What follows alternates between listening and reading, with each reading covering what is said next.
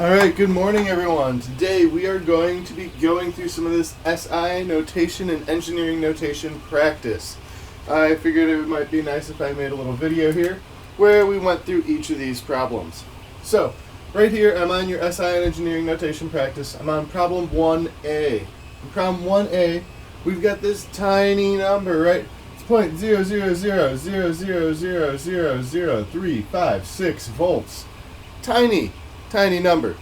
So what we're going to do, I'm going to rewrite it so you can see it a little bit easier. 0.123 zeros, 1, 2, 3 zeros. Ooh, it's going to be useful later. 1, 2, 3, 5, 6 volts. Right. So, anytime we're trying to rewrite a number in scientific notation, we need to move the decimal place. This is part of using the SI notation system, where we're going to basically take our really big number and replace it with something that's times 10 to an exponent. That times 10 to the exponent essentially is another way of saying this number, right? It's just saying, oh hey, it's this number, but we're going to be able to represent it with like way fewer digits. All right, there's not going to be all that kind of like 0, 0, 0, how many zeros did I go? So, first thing to do with it is go and count the number of times you need to move the decimal place in order to get it till it's right in between the first two digits. So 1, 2, 3, 4, 5, 6, 7, 8, 9. I had to move 9 spaces to get that in between the first two non-zero digits. So I'm going to come over here and I'm going to be able to write that as 3.56, and then I moved 9 spaces, and what we're going to see is that when we go to the right, in order to get our decimal place in the correct spot, that's a negative symbol, and when we go to the left to get our decimal place in there, that's a positive symbol. So, right negative, left positive. Right here, we went 9 spaces to the right, so times 10 to the negative 9. Alright, that's our first one. Now, keep going and doing a few more of these. Right here. And I encourage you, get out a piece of scratch paper, rewrite the number out if that helps you. Right here we have 9, 3, 4, 0, 0, 0, 0, 0, 0. And here we're going to shift that decimal place until we get it so that there's only one digit to the left of it. 1, 2, 3, 4, 5, 6, 7, 8. Alright, now we can just rewrite that. We'll write just the first 3 digits on 0.34, and then here's the other notation. E is the same thing as saying times 10 to the power. Where P is the number after E. So saying e to the 8 right here is saying, oh hey, we had to go 8 spaces. The other way we could write that is just the same way we've been writing the ones before, which is just times 10, except this case it would be to the positive 8 because we had to go left to get that decimal place in the right spot. Right here, 847 ohms.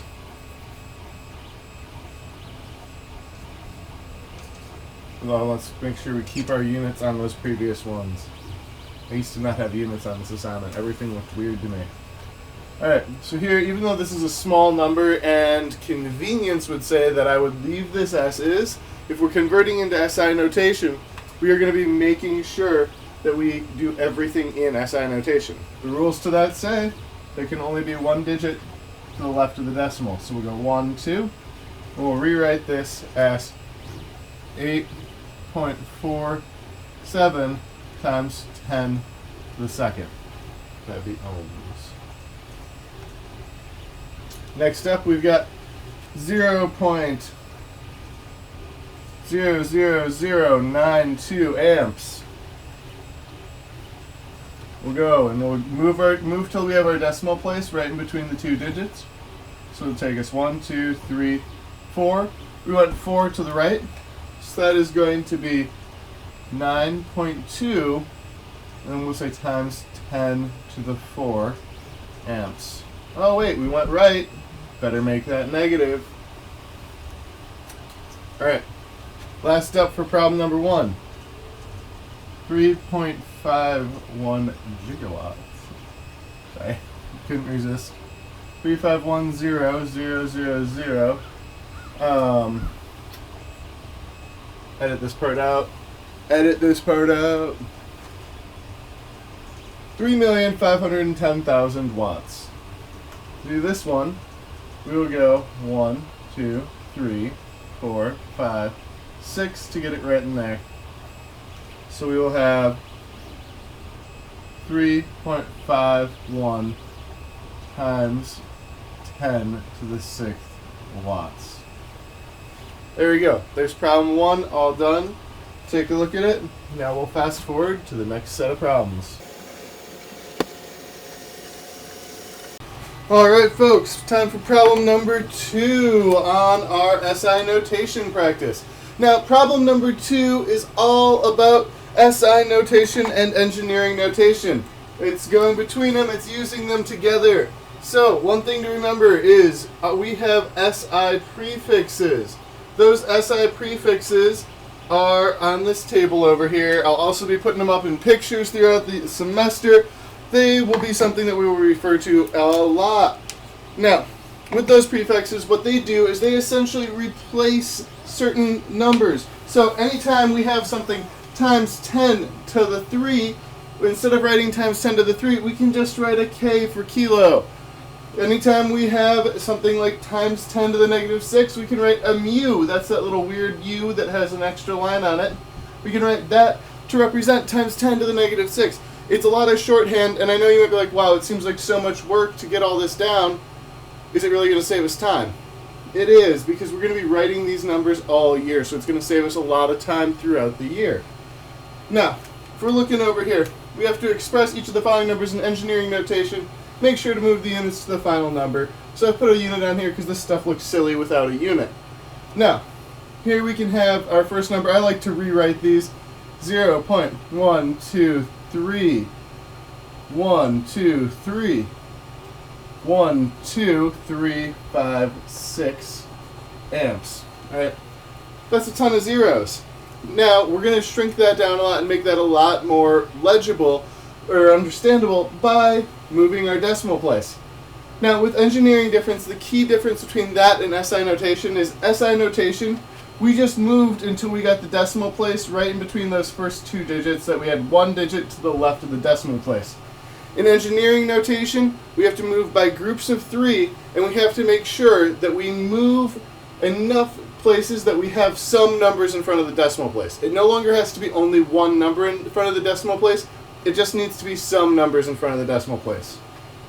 The smallest grouping possible. So here we'll move by 3 to get to right there. Then we'll go by another 3 to get to there. We've now moved 6 total. We'll move by another 3 to get to there. So we move by 3, 6, 9. And since we were going right, that would be negative 9. So then we'd write that 3.56. And then we'll look over here. Negative 9 gives us nano. So we'll write N, A. 3.56 nanoamps. Now, that's the same thing as saying 3.56 times 10 to the negative 9 amps. They're indistinguishable from each other. And if you were going to write this out in a problem, you would write nanoamps, but when you plugged it into your calculator, you would write it in as 3.56 times 10 to the negative 9 amps. That's a key thing that I want to make sure people get, is that when we enter these things in our calculators, it's going to be done that way. Alright. So, it looks like this is all still legible here. Sorry, my lighting is not consistent in here. Let's do a few more of these problems. Next one up, we have 934 million ohms. we're going to do the same process of shifting by groups of 3. First we'll go 3. We're going to the left here, so that's in the positive direction. There we've got kilo. Then we'll go another 3. That'll take us up to mega. And we're going to stop there. Now, a lot of people are like, wait, why wouldn't we go one more and get to giga? It's a bigger number. It's a cooler sounding number, right? Well, we're going to stop here because even though we have 3 numbers in front of our decimal place, any more movements would result in nothing to the left of our decimal place. And that's something that we don't want to do. It's acceptable in engineering notation, but not professional, or not ideal at least, I should say. So we'll stop and we'll write 934, and then we moved 3, 6. That takes us to mega, so we'll put the capital M for mega, ohms.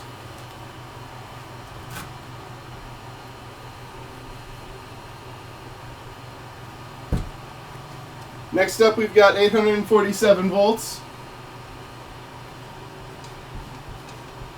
If I'm looking at my list over here, I can look and I say, well, if I move left, I'll have nothing to the left of the decimal place.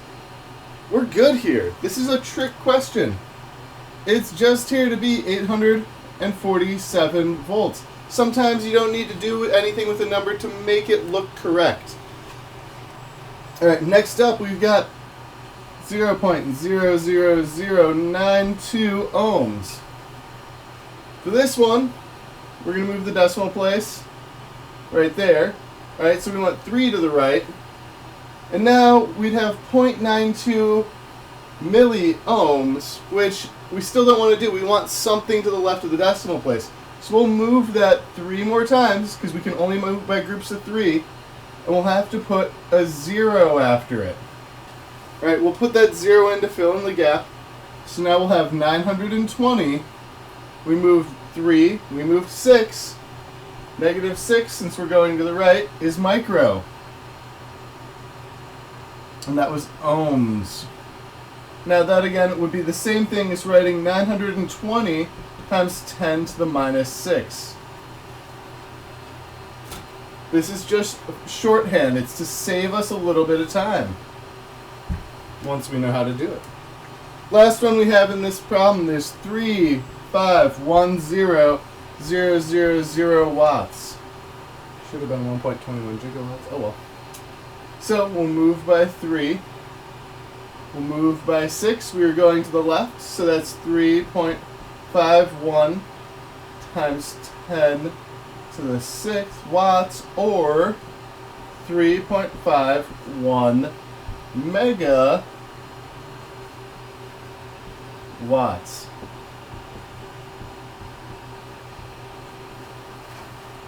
There you go. That's all there is to it.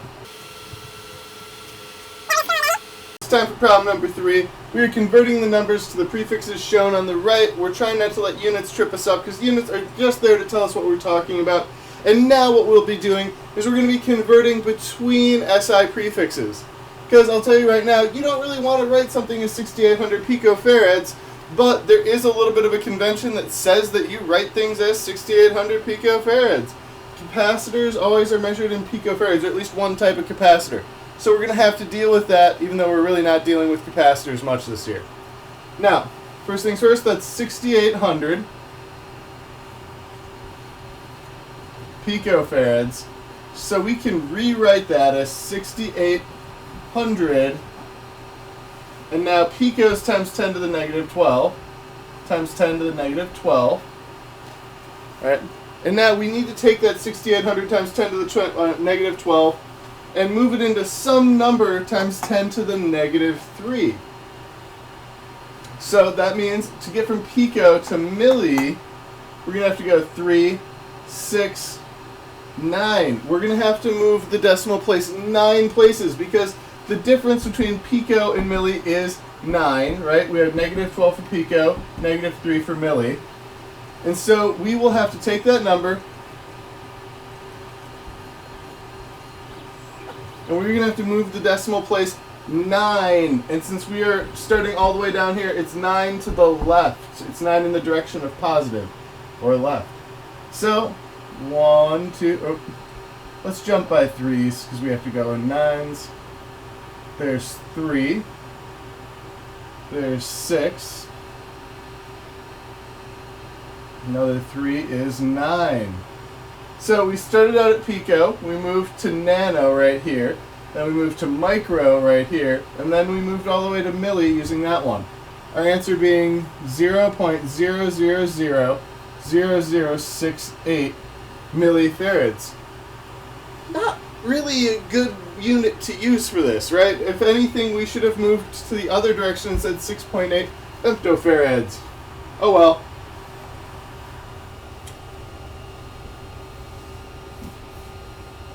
Maybe that's something we can fix later on. Next one up, we have 2.71 megawatts. So we'll have 2.71 megawatts. That's the same thing as saying 2.71 times 10 to the 6th.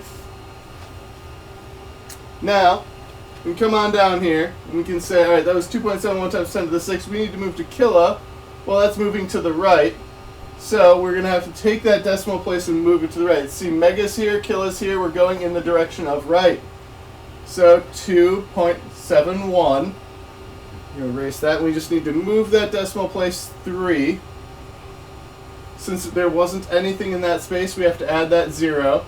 So we get 2710 kilowatts. It's also the same thing as saying 2710 times 10 to the 3rd. And that is the same thing as saying 2.71 times 10 to the 6th. I just want to make sure people are seeing that. Right? Is we are just rewriting the same number in different ways, because writing a number in the most understandable way is the best way to do it. Next up, we have 4.24 gigahertz.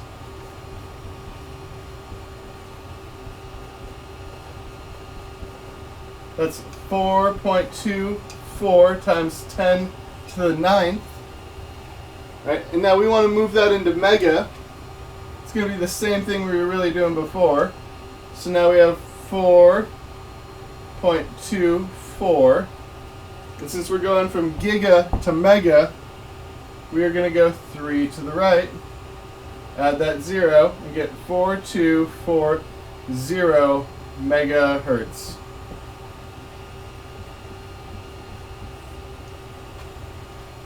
That's a number that should be pretty familiar to most people if you're dealing with processors, is gigahertz. Alright, if you're into computers. Alright, here we go. We've got for the next one, we're moving from 25.67 millifarads to millifarads. Hopefully you've noticed you don't have to do anything for this problem. I like to put that kind of thing in here because if you still have some misconceptions, you might end up going and trying to do something when really all we're doing is we're just rewriting it.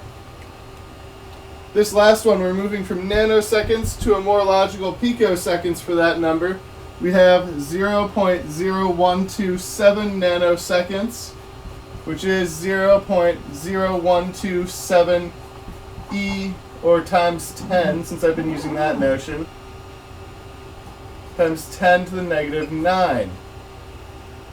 Take my numbers, 0.0127 times 10 to the negative 9. And now, that was originally in nanoseconds. I'm moving to the right 3 to go from nano to pico. So I will move my decimal place 3. And I'll get 12.7 times 10 to the negative 12, or 12.7 picoseconds. Now, that is a lot easier to write than that. And that is a lot easier to write than that number. All that we have been doing is simplifying how we write some of these numbers out.